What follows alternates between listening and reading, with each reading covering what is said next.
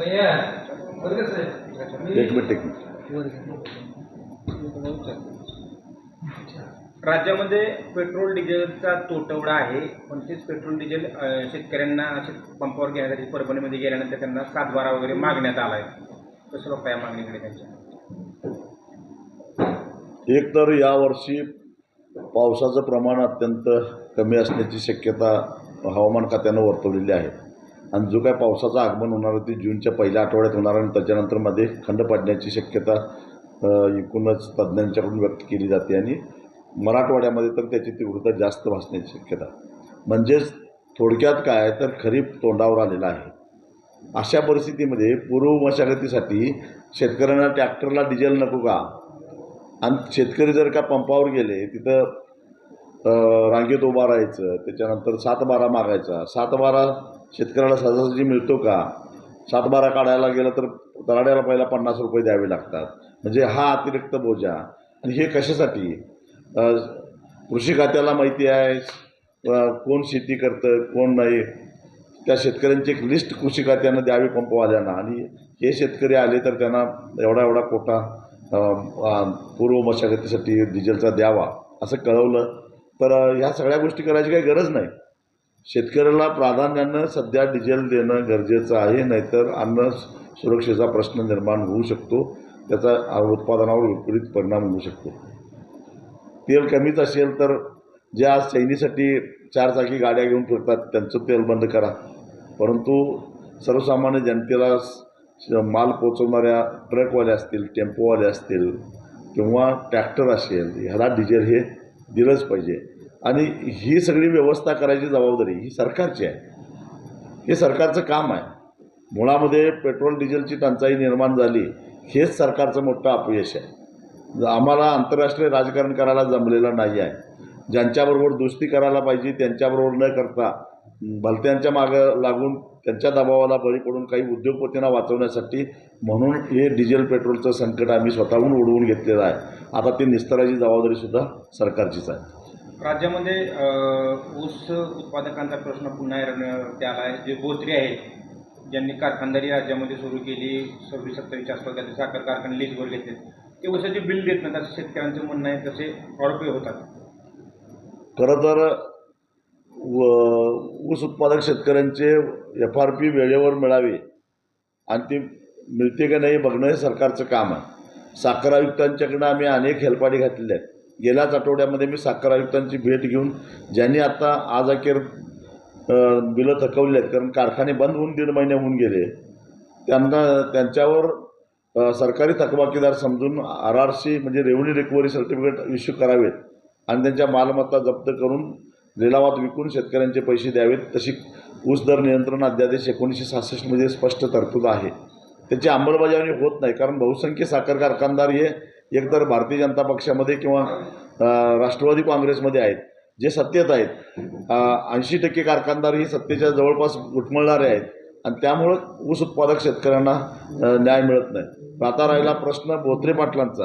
बोत्रे पाटलांनी इतक्या वेगात त्यांच्या कंपनीनं प्रगती केलेली आहे आणि मग आत्ता कारखाने घ्यायला तुमच्याकडे पैसे आहेत, ऊस उत्पादक शेतकऱ्यांचे पैसे द्यायला पैसे नाहीत का? तुम्ही मार्केटमधनं उभा करा, काही करा. ज्या अर्थी एवढ्या कमी वेळात तुम्ही एवढे कारखाने घेतले याचा अर्थ अमाप पैसा तुमच्याकडे आहे, मग तो पैसा काढा आणि शेतकऱ्यांचे पैसे भागवा असं आमचं म्हणणं आहे.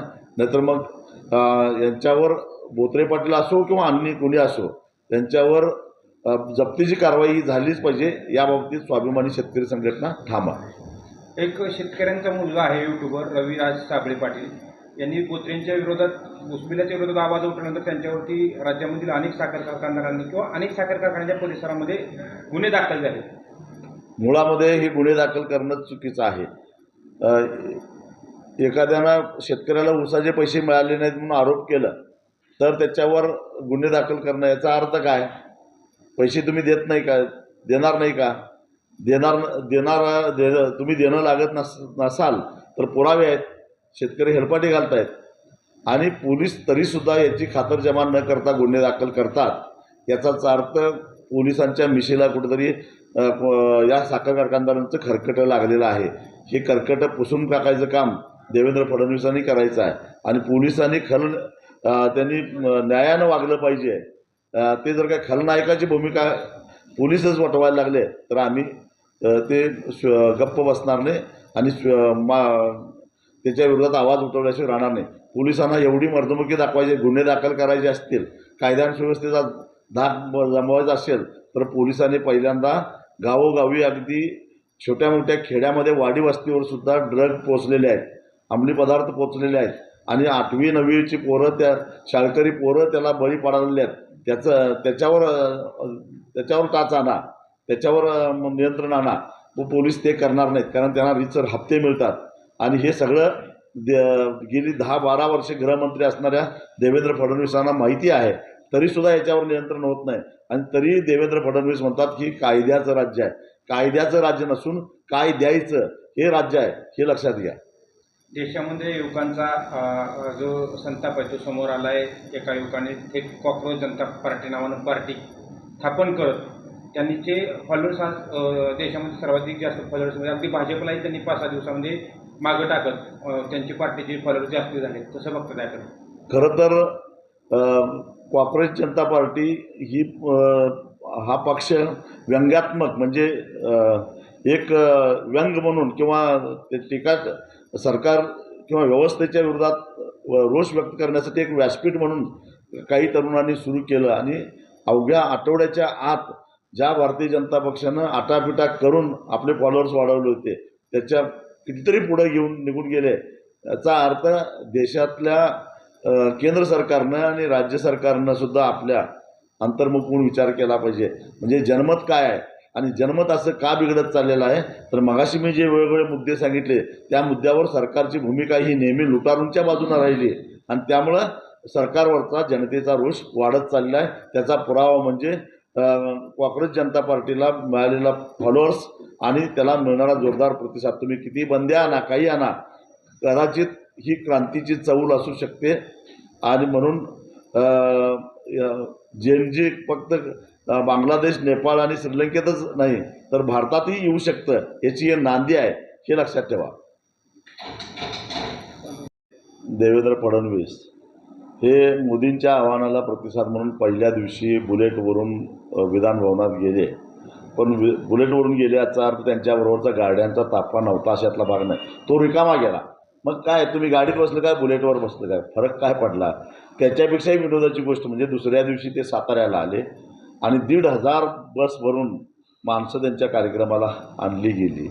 हे 1,500 बसेस ज्या फिरल्या त्या पाण्यावर फिरल्या का, त्या हवेवर फिरल्या का, त्याला डिझेल खर्च झाला नाही का.